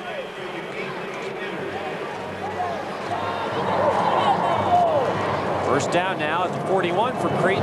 Weinke to throw again. The near side receiver went down.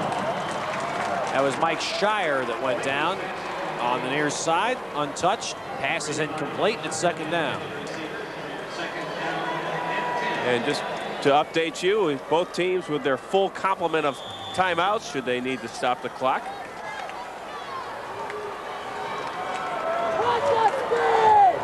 Four receivers in there again. Cretin, 2 flanked each side. Johnson, the lone back behind Weinke on 2nd and 10. And a drill to the far side to Rosga. And he spins away from 2 hits down the far side, and Rosga's all the way down, close to the Blaine 40-yard line.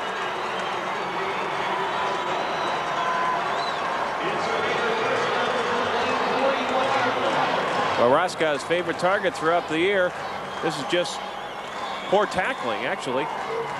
Not one, but 2 times gets away. Finally knocked out of bounds. And he picked up 10 extra yards there.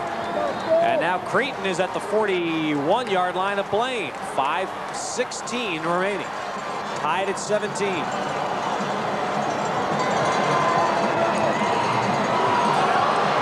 Weinke gets out of trouble.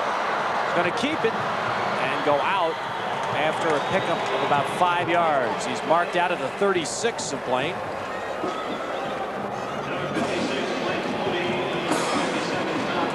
But once again, you start thinking field goal in this game. Jeff Rosga. But Weinke's the man who's got to get him close enough. He's passed for 261 yards in this game. 17 out of 28. Second down and 5 at the Blaine 36. Give in the middle to Johnson. And he gets a couple, but will be short of the first down.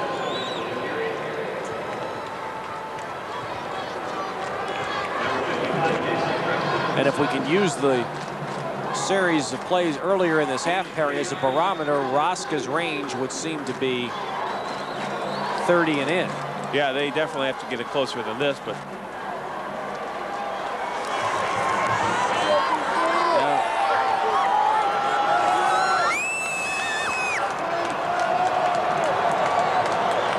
that thing would be on the Blaine side of the field, right? And that is not a first down. Johnson got stacked up right away on the right side of the line. Lance Doctor and Jason Crouch for Blaine. They're in 2 down territory. I think they'll go for it here.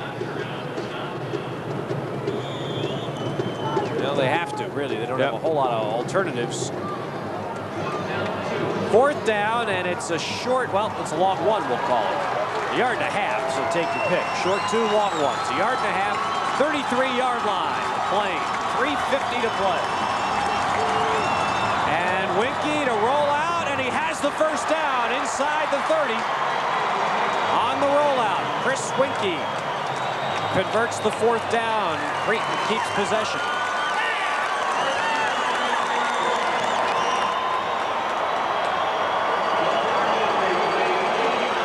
Good call. Everyone looking for the took handoff perhaps to Ted Johnson, but Weinke takes it around himself, picks up the first down as there's still maybe 15 yards. For Rosga. Weinke can't afford to be sacked. Now dumps it back over the middle, and he has Steve Rosga complete inside the 20.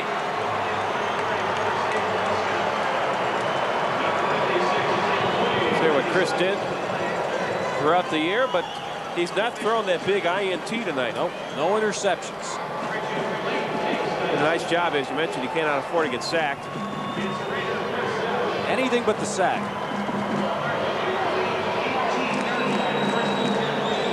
And he finally finds Steve Rosga to the 18. A timeout called, I believe, by Blaine here. Yes, it is. A charged timeout to Blaine. Or Cretin. Again, 4 receivers split away from the line. Johnson, the lone running back. Johnson with the carry, and he's to the 15. Lance Doctor, Jason Crouch again on the carry. I'd like to thank our spotters. John Hirsch. Spotting for us for Blaine tonight, and Brad Ruff for Cretin. Our thanks to them. And again to Rod Erickson with us all day. We're all 5 games on our stats. 2:50 to play, and it's 2nd and 7 for Cretin at the 15 of Blaine. Weinke got a screen set up. Johnson right side with blocking, and he is in. Touchdown Cretin.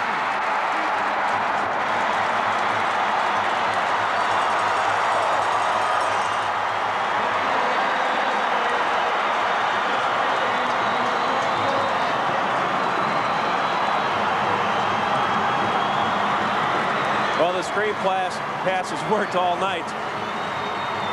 Got them the 2nd touchdown for 80 yards, and this might have given the Raiders the championship. And look at the last block again. Rosga. He is everywhere. 2 minutes and 39 seconds, and Cretin has the lead. Rosga now to try and make it 7. And he does. Cretin Derham Hall, 24. Undefeated Blaine, 17. 2:39 to play, and it is the screen pass they've gone back to so often that pays off with Johnson. Busick. No, not Busick. Rainville is deep, along with Wiley. Squib kick near side. Rainville at the 20, but he has no blocking and gets out of bounds at the 27-yard line. So Blaine will have 73 yards to go in 2 minutes and 36 seconds. And they have a team that has run for over 200 yards tonight and has completed only 3 passes. Well, their longest touchdown pass of the year was 71 yards.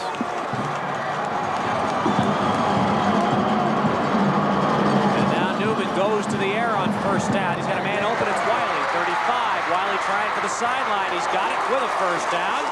And a late hit flag is going to tack on some yards. And there's a bad penalty on Cretin as Bob Treader carried that tackle out of bounds and will get hit for an extra 15. Well, you have to know when to let up, especially this late in the game.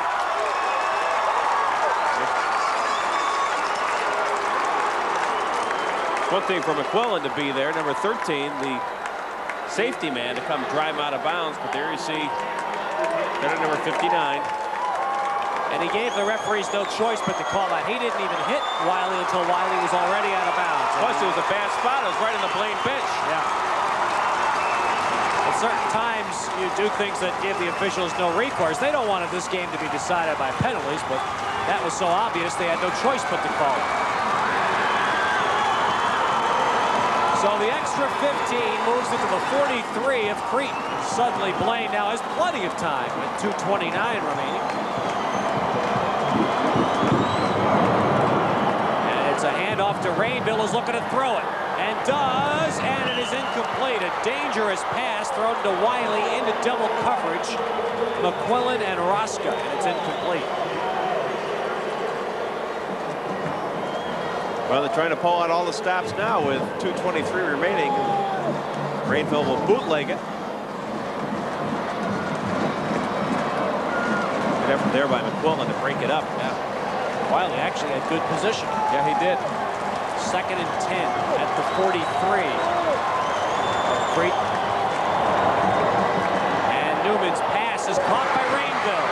Rainville is close to it. I think he does have a first down. He, again, was dancing there and does definitely have a first down. 32-yard line, first down Blaine at 2:14 remaining.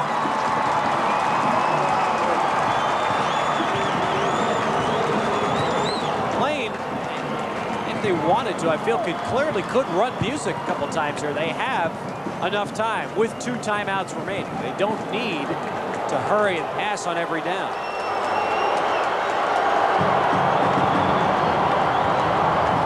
And it's a fake. Newman to throw it again as he rolls right. Now looking for a receiver. Has none. Trying for the sideline. Can't get there. And there's a tough play because that eats up a lot of time and Newman does not get out of bounds. Now takes a timeout.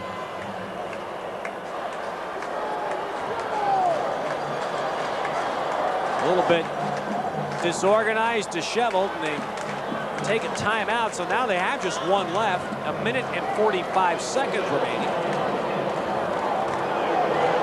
Blaine is at the 33 of Cretin at play. Lose about a half a yard.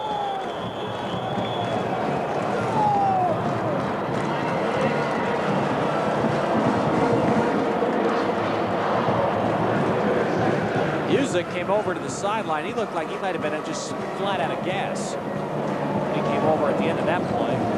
Well, he's been carrying the load here throughout the evening for the Blaine Bengals. I guess I'm a little surprised that they haven't at least, maybe he's not fit to do it, but I'm surprised they haven't tried to run Music at least once here when they got the ball past midfield. You think even like a delay or a draw, if everyone's going to be thinking pass.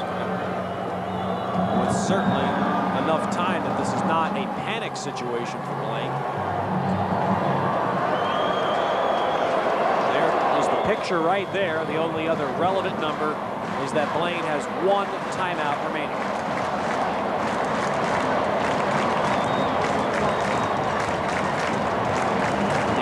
Nelson in the huddle with his Blaine team. He's telling them, boys, score a touchdown. Now, of course, they're running through a series of plays here so that they have several ready to go. 2nd down and 10 at the 32 of Cretin.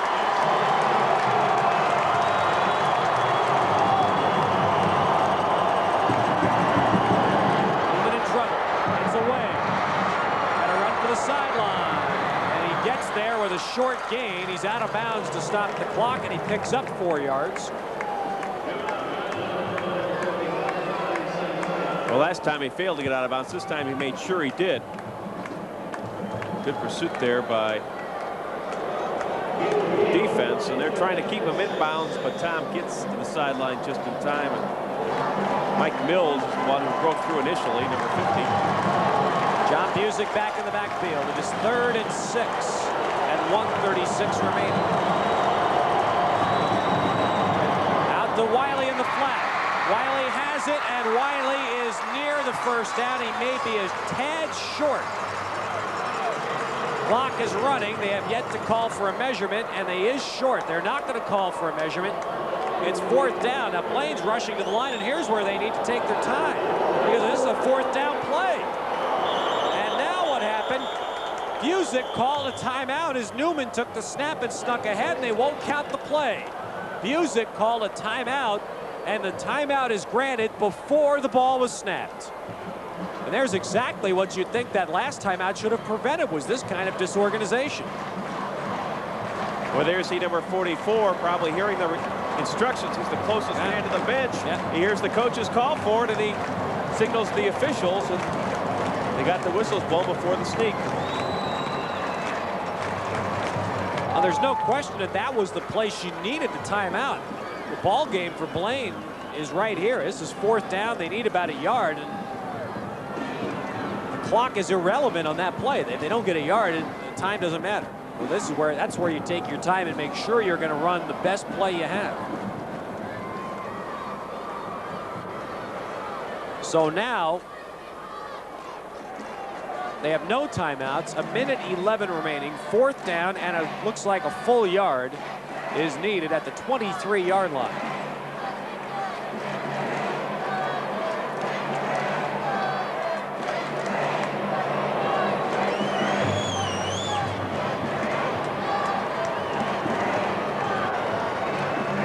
Well, there you see the final instructions that Dave Nelson gave his club.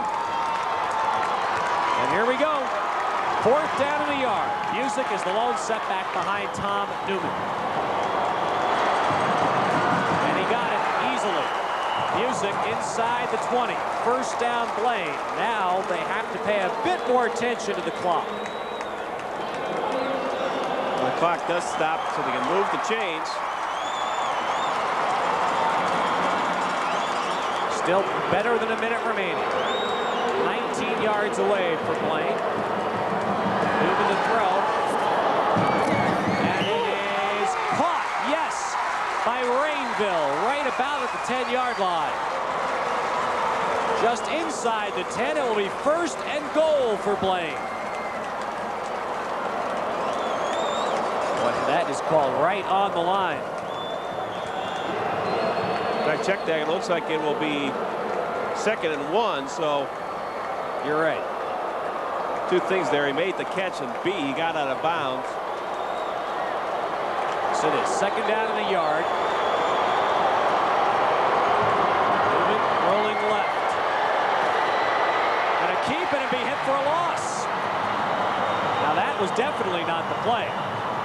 There's a situation where Newman would have been better served to throw it out of the end zone. 40 seconds. Third down. And about 2.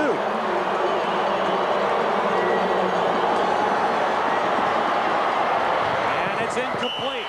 Short on the near side to Rainville, and it brings up 4th down. Timeouts. If they run for the first down, they'll have to get up quickly.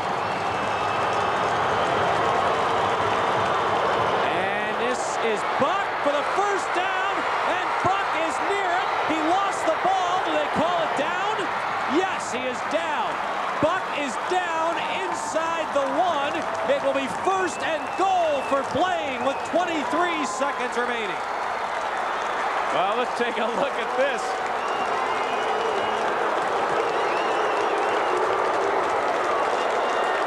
And here's Buck just driving forward.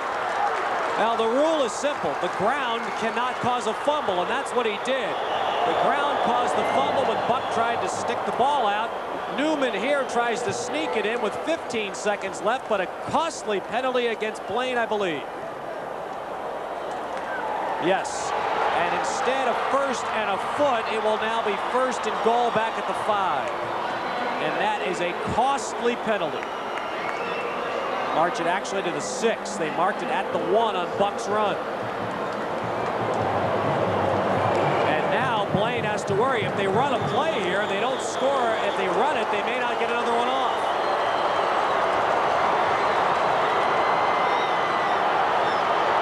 Newman, he may get there, go on the far side, and he is in. Touchdown!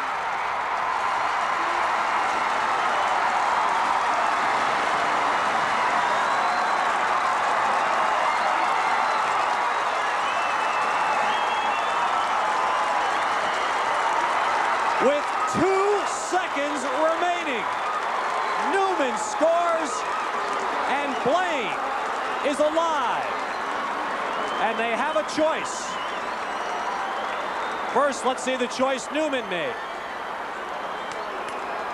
Well, Newman did the smart thing there. You see some nice interference run there by number 81. That was Chad Anderson. But the ball game here now, that the replay is okay, but here's the situation. Blaine goes for the win now, or they go for a kick in overtime. And that's the decision for Dave Nelson. If they go for the extra point, they send it to overtime, or they get one crack at the whole baby right here. And they're going to go for it right here. The state championship on this play, a 2-point conversion. Newman in trouble. He may make it. He's in, and Blaine wins the championship.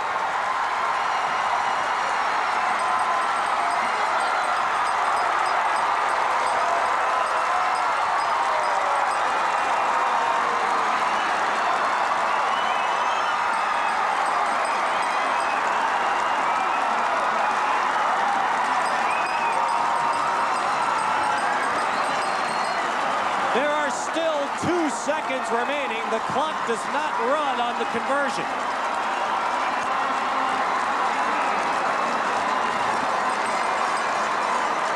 Well, here it is. Once again, the fake, very similar to the touchdown run. There you see some good blocking. He got up front. Can't make out who that was.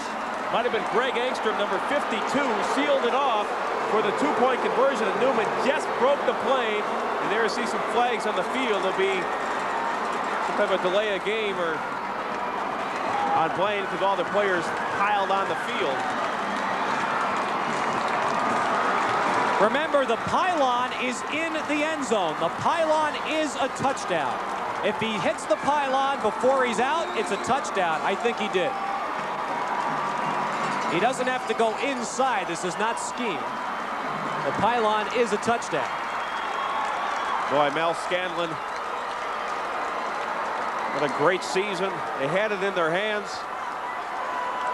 And what a great job Blaine did. I'm not quite sure if they even knew what they were doing down the stretch there. I'll tell you, you watch that. First of all, I agree with you. And secondly, you have a much greater appreciation for the pros and their ability to run 2-minute drills and clock management. And you see how Blaine scrambled there. But Tom Newman made 2 phenomenal plays, just strict individual efforts. much like Steve Young's effort against the Vikings. It was strict individual effort. He had no play on the 2-point play and somehow made the 2 points out of it. It was my error, and the clock does not start on conversion plays, and so there are still those 2 seconds remaining. A 15-yard penalty for the celebration against Blaine. They will kick from the 25, and unless Cretin has a 7 lateral play in them. Get the band out there. Yep. I don't see any bands. What a finish. Just shy of midnight.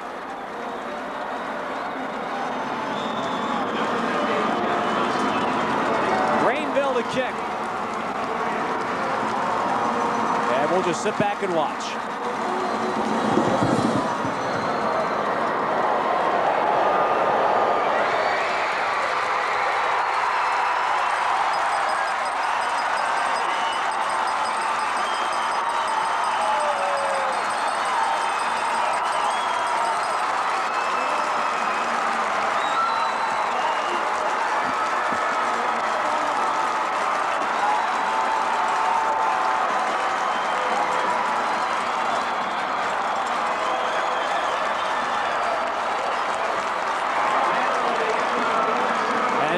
And all of that should not be the decision by Dave Nelson to go for 2 right there. It was a gutsy call. He could have settled for the tie and taken his chances in the overtime. And let his rattled and scrambled players get a breather to collect themselves.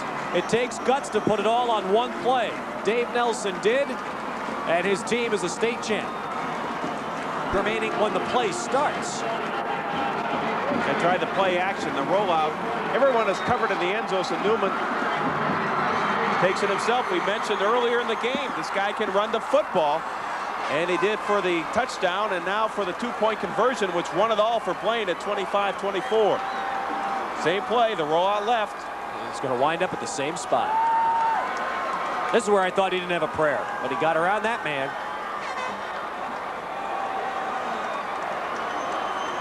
And you see he's heading for the pylon.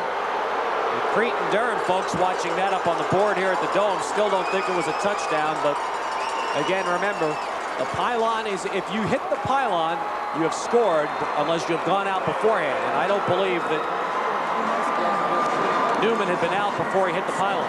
Well, Bert Sager, number 24, is the man that made this near stop. And we will use our coach's clicker here, huh? To freeze it for you. Now watch his right knee. Well, is he down there? No, not I don't yet. know. I don't know. Still see a little air there. Well, I still say he's in. And I know one thing, the referee standing right there doesn't have the benefit of stop, action, freeze, motion, and all that.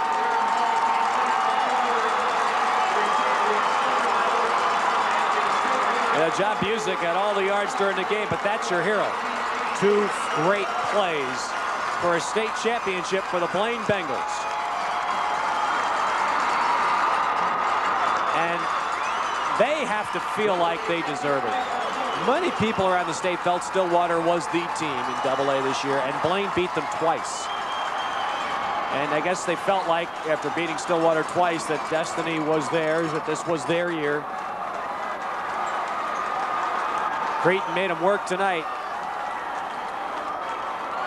A few quotes for the St. Paul paper with Greg Wong there.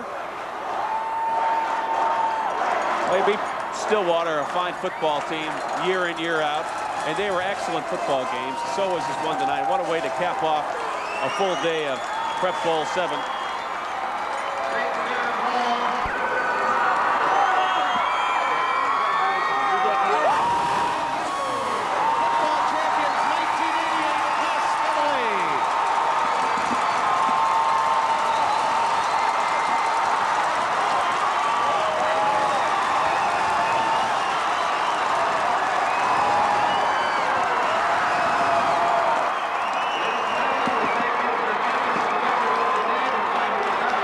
Well, Ted, I imagine these days of VCRs and home recordings that folks on both sides be rushing home tonight to take a look at the final few seconds of this game. I'm sure Tom Newman want to see it.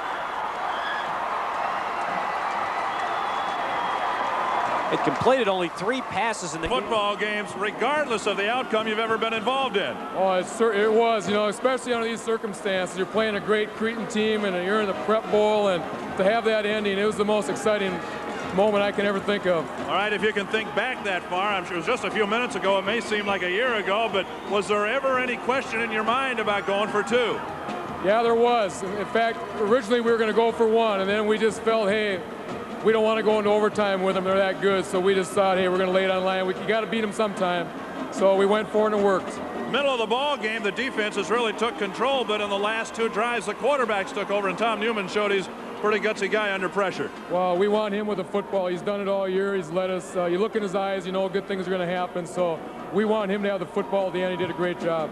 We're going to try to get Tom in just a few seconds. As you can imagine, he's pretty busy right now. A tremendous celebration, a tremendous year for Blaine. Did you ever think at the start of the year you'd be able to beat Stillwater twice? You'd be able to go through undefeated?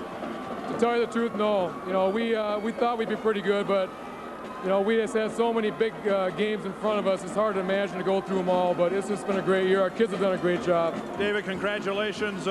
We talked to your father during the 3rd quarter. I think you got a proud papa up there. Oh, yeah, he's a great guy. We're proud of him, too. Call Steve, and I'm sure he'll probably call you and congratulate you right after the game. I'll get a hold of him, don't worry. Dave Nelson, the winning coach. Here we've got quarterback Tom. Come on in, Tom. Tom, congratulations. A great effort in the final drive. Tell us about the final 2 plays. I don't know, but everybody's covered to the right of the end zone. See everybody covered. All of a sudden, I see their defense drifting farther and farther. I looked in the corner of my eye. The left corner was wide open, so I just took it and went for the left corner. I think I know the answer to this question, but on the 2-point conversion, is there any doubt in your mind that you crossed the goal line? I crossed the goal line. I crossed it. The ball broke the plane, I think, before I knew it went down. Congratulations, Tom. Enjoy the win. Thanks. All right, there they are, the winners in Class AA. And again, remember, Tom Newman makes an interesting point. It's not really him, it's the ball. And again, on the 2-point play, if he hits the pylon, he's already crossed the plane of the goal line. It looked like he did that before any part of him was out of bounds or down. And now it's irrelevant, although I'm sure maybe for some Cretin folks they may watch it a few more times, but Blaine is taking home a trophy. 25-24 for the Class AA championship. We're back in a moment. There's a special feature coming your way from Domino's.